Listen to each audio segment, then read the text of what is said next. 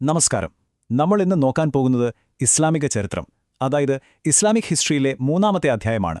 Chapter 3 the prophetic period Mecca, പ്രവാചക കാലഘട്ടം Mecca.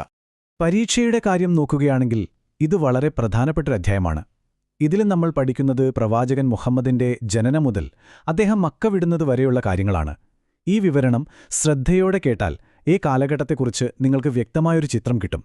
പരീക്ഷയിലെ ചോദ്യങ്ങൾക്ക് നല്ല ആത്മവിശ്വാസത്തോടെ ഉത്തരമെഴുതാനും പറ്റും. ശരി, അപ്പോ നമുക്ക് തുടങ്ങാം. ഈ ചാപ്റ്റർ ശരിക്കും മനസ്സിലാവാൻ നമ്മൾ ആദ്യം കുറച്ച് വാക്കുകൾ പരിചയപ്പെടണം. ഒന്നാമത്തത് ഖുറൈശ്. ഇത് മക്കയിൽ പ്രവാചകൻ ഉൾപ്പെട്ട ഗോത്രത്തിന്റെ പേരാണ്. രണ്ടാമത്തെ വാക്ക് ഹിജ്റ. ഹിജ്റ എന്ന് പറഞ്ഞാൽ പലായനം, അതായത് ഒരിടത്തു നിന്ന് മറ്റൊരിടത്തേക്ക് മാറി താമസിക്കുക. CE 622 നടന്ന ഈ ഹിജ്റ വളരെ പ്രധാനപ്പെട്ടതാണ്. കാരണം ഈ സംഭവമാണ് പ്രവാചകന്റെ ജീവിതത്തെ മക്കയിലെ കാലഘട്ടം, മദീനയിലെ കാലഘട്ടം എന്ന് രണ്ടായി തിരിക്കുന്നത്. അപ്പോൾ നമുക്ക് കഥയുടെ തുടക്കത്തിലേക്ക് തന്നെ പോകാമല്ലേ? പ്രവാചകന്റെ ജനനം, കുട്ടിക്കാലം, അതൊക്കെ എങ്ങനെയായിരുന്നു എന്ന് നോക്കാം. അദ്ദേഹത്തിന്റെ ജനനം CE 570 മക്കയിലായിരുന്നു. അച്ഛന്റെ പേര് അബ്ദുള്ള, അമ്മയുടെ പേര് ആമിന. പക്ഷേ ജനിക്കുന്നതിന് മുന്നേ തന്നെ അച്ഛൻ മരണപ്പെട്ടു. പിന്നെ അദ്ദേഹത്തിന് 6 വയസ്സുള്ളപ്പോൾ അമ്മയും ഈ ലോകം വിട്ടുപോയി. അതൊരു വലിയ നഷ്ടമായിരുന്നു അല്ലേ? അതിനുശേഷം അദ്ദേഹത്തെ നോക്കിയത് മുത്തച്ഛനായ അബ്ദുൽ മുത്തലിബായിരുന്നു. എന്നാൽ 8ാമത്തെ വയസ്സിൽ മുത്തച്ഛനും മരണപ്പെട്ടു. അതോടെ അമ്മാവനായ അബു താലിബ് അദ്ദേഹത്തിന്റെ സംരക്ഷണം ഏറ്റെടുത്തു. ചെറുപ്പം മുതലേ അദ്ദേഹം ഭയങ്കര സത്യസന്ധനായിരുന്നു. ആ ഒരു സ്വഭാവം കാരണം മക്കയിലുള്ള ആളുകൾക്കെല്ലാം അദ്ദേഹത്തെ വലിയ കാര്യമായിരുന്നു. അവരദ്ദേഹത്തിന് ഒരു പേരും കൊടുത്തു, അൽ അമീൻ. എന്താ ഈ അൽ അമീൻ എന്ന് പറഞ്ഞാൽ? അതിന്റെ അർത്ഥം ഏറ്റവും വിശ്വസ്തൻ എന്നാണ്, ദ മോസ്റ്റ് ട്രസ്റ്റഡ്. അദ്ദേഹത്തിന് 25 വയസ്സുള്ളപ്പോൾ ഈ സത്യസന്ധതയും നല്ല സ്വഭാവവുമെല്ലാം കണ്ടിട്ട് മക്കയിലെ വളരെ പ്രശസ്തയായൊരു കച്ചവടക്കാരിയായിരുന്നു ഖദീജ. അവർക്ക് അദ്ദേഹത്തോട് വലിയ മതിപ്പ് തോന്നി. അങ്ങനെ അവർ വിവാഹിതരായി. ആ സമയത്ത് ഖദീജയ്ക്ക് 40 വയസ്സായിരുന്നു പ്രായം. ശരി, ഇതുവരെ നമ്മൾ അദ്ദേഹത്തിന്റെ ചെറുപ്പകാലവും വിവാഹവുമൊക്കെ കണ്ടു. ഇനി വരുന്നത് അദ്ദേഹത്തിന്റെ ജീവിതത്തിലെ ഒരു വലിയ വഴിത്തിരിവാണ്. അദ്ദേഹം എങ്ങനെയാണ് ഒരു സാധാരണ മനുഷ്യനിൽ നിന്ന് പ്രവാചകനായി മാറുന്നത് എന്നു നോക്കാം. അപ്പം എങ്ങനെയാണ് ഈ പ്രവാചക ദൗത്യം, ഈ ഒരു വലിയ ഉത്തരവാദിത്തം ആരംഭിച്ചത്? നമുക്ക് വിശദമായിട്ട് നോക്കാം. അദ്ദേഹത്തിന് ഏകദേശം 40 വയസ്സായ സമയം. അദ്ദേഹം ഇടയ്ക്കിടെ മക്കയുടെ അടുത്തുള്ള ഹിറ എന്നു പേരുള്ള ഒരു ഗുഹയിൽ പോയി ഒറ്റയ്ക്ക് ധ്യാനിച്ചിരിക്കാറുണ്ടായിരുന്നു. അങ്ങനെ ഒരു ദിവസം, അതായത് CE 610 ജിബ്രീൽ എന്ന മാലാക അദ്ദേഹത്തിന്റെ മുന്നിൽ വന്നു. എന്നിട്ട് പറഞ്ഞു, ഇഖ്റ, അതായത് വായിക്കാൻ. പ്രവാചകനെ എഴുത്തും വായനയും അറിയില്ലായിരുന്നു. അപ്പോൾ അദ്ദേഹം പറഞ്ഞു, എനിക്ക് വായിക്കാൻ അറിയില്ല. ഇത് 2 തവണ ആവർത്തിച്ചു. 3ാമത്തെ പ്രാവശ്യം മാലാക അദ്ദേഹത്തെ ചേർത്തുപിടിച്ച് വീണ്ടും ആവശ്യപ്പെട്ടപ്പോഴാണ് ആദ്യത്തെ ദൈവിക സന്ദേശം അദ്ദേഹത്തിന് ലഭിക്കുന്നത്. ഇതാണ് ആദ്യമായി ലഭിച്ച ദിവ്യവചനങ്ങൾ. ഈയൊരു സംഭവത്തോടെയാണ് അദ്ദേഹത്തിന്റെ പ്രവാചകനായുള്ള ജീവിതം തുടങ്ങുന്നത്. ഈയൊരു പുതിയ ദൗത്യത്തിൽ അദ്ദേഹത്തെ ആദ്യം തന്നെ വിശ്വസിച്ച് കൂടെ നിന്നത് പ്രിയപ്പെട്ട ഭാര്യ ഖദീജയായിരുന്നു. അത് അദ്ദേഹത്തിന് വലിയൊരു ധൈര്യമായിരുന്നു. അപ്പോൾ പ്രവാചകനായി തിരഞ്ഞെടുക്കപ്പെട്ട ശേഷം അദ്ദേഹം തനിക്ക് കിട്ടിയ സന്ദേശം ആളുകളിലേക്ക് എത്തിക്കാൻ തുടങ്ങി. പക്ഷേ അതത്ര എളുപ്പമായിരുന്നില്ല. ഇത് മക്കയിൽ വലിയ ചർച്ചകൾക്കും പിന്നാലെ വലിയ എതിർപ്പുകൾക്കും കാരണമായി. തുടക്കത്തിൽ ആദ്യത്തെ 3 വർഷം അദ്ദേഹം വളരെ രഹസ്യമായിട്ടാണ് ആളുകളെ ഈ പുതിയ വിശ്വാസത്തിലേക്ക് ക്ഷണിച്ചത്. പിന്നീട് CE 613 മുതൽ അദ്ദേഹം പരസ്യമായി പ്രബോധനം തുടങ്ങി. അപ്പോഴാണ് പ്രശ്നങ്ങൾ തുടങ്ങിയത്. എന്തുകൊണ്ടാണ് അദ്ദേഹത്തിന്റെ സ്വന്തം ഗോത്രമായ ഖുറൈശികൾ തന്നെ അദ്ദേഹത്തെ എതിർത്തത്? നോക്കൂ, പ്രവാചകന്റെ പ്രധാന സന്ദേശം ഒന്നേയുള്ളൂ, ദൈവം, അതായത് തൗഹീദ്. പിന്നെ മനുഷ്യരെല്ലാം സമന്മാരാണ് എന്നൊക്കെയായിരുന്നു. പക്ഷേ ഖുറൈശികളുടെ ജീവിതരീതി നേരെ തിരിച്ചായിരുന്നു. അവർ ഒരുപാട് വിഗ്രഹങ്ങളെ ആരാധിച്ചിരുന്നു. പിന്നെ കാബയുടെ നടത്തിപ്പുകാരെന്ന നിലയിൽ അവർക്ക് വലിയ അധികാരവും പണവും കിട്ടിയിരുന്നു. ഇതൊന്ന് പരീക്ഷയ്ക്ക് വേണ്ടി നമുക്ക് പോയിന്റായിട്ട് പറയാം. ഖുറൈശികൾ എതിർക്കാൻ പ്രധാനമായും 3 കാരണങ്ങളുണ്ടായിരുന്നു. ഒന്ന്, അവരുടെ വരുമാനം പോകുമോ എന്ന പേടി. കാരണം കാബയിലേക്ക് വരുന്ന തീർത്ഥാടകരായിരുന്നു പ്രധാന വരുമാനം. 2, അവരുടെ അധികാരവും സ്ഥാനവും നഷ്ടപ്പെടുമോ എന്ന ഭയം. 3, പ്രവാചകൻ പഠിപ്പിച്ച സമത്വം എന്ന ആശയം അവരുടെ സമൂഹത്തിലെ ഉച്ചതാഴ്ചകളെ ചോദ്യം ചെയ്തു.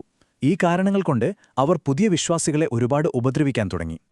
അപ്പോൾ മക്കയിലെ ഉപദ്രവം സഹിക്കാൻ പറ്റാതായപ്പോൾ ഒരു വഴി കണ്ടെത്തണമായിരുന്നു. അങ്ങനെയാണ് ആദ്യത്തെ പലായനം നടക്കുന്നത്. ഈ വർഷം ഓർത്തുവെക്കണം കേട്ടോ, CE 615. പീഡനം സഹിക്കാൻ വയ്യാതായപ്പോൾ പ്രവാചകൻ അദ്ദേഹത്തിന്റെ കുറച്ച് അനുയായികളോട് അബിസീനിയയിലേക്ക് പോകാൻ പറഞ്ഞു. അബിസീനിയ എന്ന് പറഞ്ഞാൽ ഇന്നത്തെ എത്യോപ്യയാണ്. അവിടുത്തെ രാജാവ് നജ്ജാഷി എന്ന പേരുള്ള ഒരു ക്രിസ്ത്യൻ ഭരണാധികാരിയായിരുന്നു. അദ്ദേഹം വളരെ നീതിമാനായിരുന്നു. അതുകൊണ്ട് മുസ്ലിങ്ങൾക്ക് അവിടെ സുരക്ഷിതമായി അഭയം കിട്ടി. ഈ എതിർപ്പുകൾക്കിടയിൽ തന്നെ പ്രവാചകന് വ്യക്തിപരമായി വലിയ 2 നഷ്ടങ്ങൾ സഹിക്കേണ്ടി വന്നു. അദ്ദേഹത്തിന്റെ ജീവിതത്തിലെ ഏറ്റവും ദുഃഖം നിറഞ്ഞൊരു സമയമായിരുന്നു അത്. അത് നടന്നത് CE 619 ആ വർഷത്തെ ചരിത്രത്തിൽ ആമുൽ ഹുസൻ എന്നാണ് വിളിക്കുന്നത്. മലയാളത്തിൽ പറഞ്ഞാൽ ദുഃഖത്തിന്റെ വർഷം, ദ ഇയർ ഓഫ് സോറോസ്. എന്തുകൊണ്ടാണ് ആ വർഷം അങ്ങനെ അറിയപ്പെടുന്നത്? കാരണം ആ ഒരൊറ്റ വർഷത്തിനുള്ളിലാണ് പ്രവാചകന് ഏറ്റവും പിന്തുണ നൽകിയിരുന്ന 2 പേർ മരണപ്പെടുന്നത്. ഒന്ന്, ചെറുപ്പം മുതൽ അദ്ദേഹത്തെ സംരക്ഷിച്ച പിതൃസഹോദരൻ അബൂ ത്വാലിബ്. 2, എല്ലാ പ്രതിസന്ധികളിലും കൂടെ നിന്ന ഭാര്യ ഖദീജ. ഇവർ 2 പേരും ഇല്ലാതായതോടെ പ്രവാചകൻ ഒറ്റപ്പെട്ട പോലെയായി. ഖുറൈശികൾക്ക് അദ്ദേഹത്തെ ഉപദ്രവിക്കാൻ കൂടുതൽ ധൈര്യമായി. അങ്ങനെ മക്കയിലെ ജീവിതം കൂടുതൽ പ്രയാസമുള്ളതായിക്കൊണ്ടിരുന്നു. എന്നാൽ പ്രതീക്ഷയുടെ ഒരു പുതിയ വാതിൽ തുറക്കാൻ പോവുകയായിരുന്നു. അതെന്താണെന്ന് നമുക്ക് നോക്കാം. മക്കയ്ക്ക് പുറത്ത് യഥ്രിബ് എന്നു പേരുള്ള ഒരു പട്ടണമുണ്ടായിരുന്നു. അവിടെ നിന്നുള്ള കുറച്ച് ആളുകൾ പ്രവാചകന്റെ സന്ദേശങ്ങൾ കേട്ട് അദ്ദേഹത്തെ കാണാൻ വന്നു. ഇത് 2 ഘട്ടങ്ങളായിട്ടാണ് നടന്നത്. ആദ്യം CE 621 ഒരു ചെറിയ സംഘം വന്നു ഇസ്ലാം സ്വീകരിച്ചു. അടുത്ത വർഷം CE 622 കുറച്ചുകൂടി വലിയൊരു സംഘം വന്നു. അവർ ഇസ്ലാം സ്വീകരിക്കുക മാത്രമല്ല, പ്രവാചകനെയും മക്കയിലെ മുസ്ലിങ്ങളെയും അവരുടെ നഗരമായ യഥ്രിബിലേക്ക് ക്ഷണിച്ചു. എല്ലാ സംരക്ഷണവും അവർ വാഗ്ദാനം ചെയ്തു. ഈ ക്ഷണമാണ് ചരിത്രപ്രസിദ്ധമായ ഹിജ്റയ്ക്ക് വഴിവെച്ചത്. അപ്പോൾ എന്താണ് ഹിജ്റ? CE 622 പ്രവാചകനും അദ്ദേഹത്തിന്റെ കൂടെയുള്ള എല്ലാ മുസ്ലിങ്ങളും മക്ക വിട്ട് യഥ്രിബിലേക്ക് താമസം മാറിയതിനാണ് ഹിജ്റ എന്ന് പറയുന്നത്. ഇതൊരു സാധാരണ യാത്രയല്ലായിരുന്നു, വളരെ പ്രധാനപ്പെട്ടൊരു സംഭവമാണ്. അതുകൊണ്ടാണ് ഇസ്ലാമിക് കാലണ്ടർ തുടങ്ങുന്നത് തന്നെ ഈ ഹിജ്റ നടന്ന വർഷം മുതലാണ്. ഇനി പരീക്ഷയ്ക്കെപ്പോഴും തെറ്റുപറ്റാൻ സാധ്യതയുള്ള ഒരു കാര്യമുണ്ട്. അത് നമുക്ക് ക്ലിയർ ചെയ്യാം. നമ്മളിപ്പോൾ 2 പലായനങ്ങളെപ്പറ്റി പഠിച്ചു, അല്ലേ? ഒന്ന് അബിസീനിയയിലേക്ക്, 2 യഥ്രിബിലേക്ക്. ഇത് തമ്മിൽ മാറിപ്പോകരുത്. ഓർക്കുക, 615 അബിസീനിയയിലേക്ക് പോയത് കുറച്ചുപേർ മാത്രമാണ്. അതൊരു താൽക്കാലിക രക്ഷപ്പെടലായിരുന്നു. പ്രവാചകൻ ആ കൂട്ടത്തിൽ പോയിട്ടില്ല. എന്നാൽ 622 ഹിജ്റ അങ്ങനെയല്ല. അത് പ്രവാചകനും ബാക്കിയുള്ള എല്ലാ വിശ്വാസികളും ചേർന്ന് ഒരു പുതിയ സമൂഹം തുടങ്ങാൻ വേണ്ടി നടത്തിയ ഒരു സ്ഥിരമായ മാറ്റമായിരുന്നു. ഈ വ്യത്യാസം മനസ്സിലുറപ്പിക്കണം. ഓക്കെ, അപ്പോൾ ഈ ചാപ്റ്റർ നമുക്കൊന്ന് വേഗത്തിൽ റിവൈസ് ചെയ്യാം. പരീക്ഷയ്ക്ക് ഓർത്തിരിക്കേണ്ട പ്രധാനപ്പെട്ട വർഷങ്ങൾ ഏതൊക്കെയാണ്? 570 ജനനം, 610 ആദ്യത്തെ ദിവ്യബോധനം കിട്ടുന്നു, 615 അബിസീനിയയിലേക്കുള്ള പലായനം, 619 ദുഃഖവർഷം, പിന്നെ 622 ഹിജ്റ. ഈ വർഷങ്ങൾ മറക്കരുത്. അതുപോലെ തന്നെ ഈ വാക്കുകളും: അൽ അമീൻ, ഖുറൈഷ്, ആമുൽ ഹുസ്ൻ, ഹിജ്റ. അപ്പോൾ മക്കയിലെ കാലഘട്ടത്തെക്കുറിച്ച് നിങ്ങൾക്ക് വ്യക്തമായ ഒരു ധാരണ കിട്ടിക്കാണുമെന്ന് ഞാൻ വിചാരിക്കുന്നു. പരീക്ഷയ്ക്ക് ഒരാഴ്ചയല്ലേ ഉള്ളൂ, പേടിക്കണ്ട. ഇത് പഠിക്കാൻ ഒരു സിമ്പിൾ പ്ലാൻ പറയാം. ആദ്യം ഈ വിവരണം ഒന്നുകൂടി കേൾക്കുക.